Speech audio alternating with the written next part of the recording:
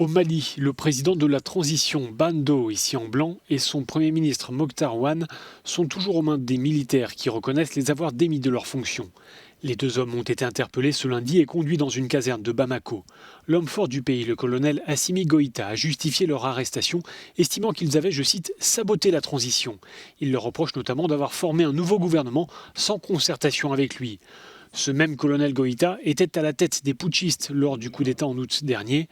Dans la déclaration lue par un de ses lieutenants ce mardi à la télévision, il assure que le processus de transition suivra son cours normal et que les élections prévues se tiendront courant 2022. N'empêche, ce nouvel épisode plonge un peu plus ce pays d'Afrique sahélienne dans la crise, et ce, au grand dam de la communauté internationale qui unanimement condamne ce coup de force de l'armée.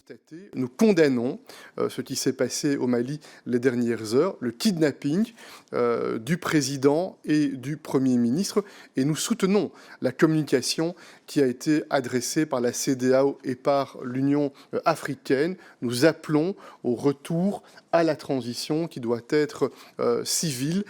Le président en exercice de l'Union africaine s'est dit consterné par les derniers développements au Mali et d'appeler à la libération immédiate et inconditionnelle des personnalités arrêtées. Le Mali est confronté depuis plusieurs années à une instabilité liée entre autres à la présence de groupes armés djihadistes qui contrôlent une partie du territoire, notamment le nord du pays. Une fragilité sécuritaire qui affecte plusieurs pays de la région.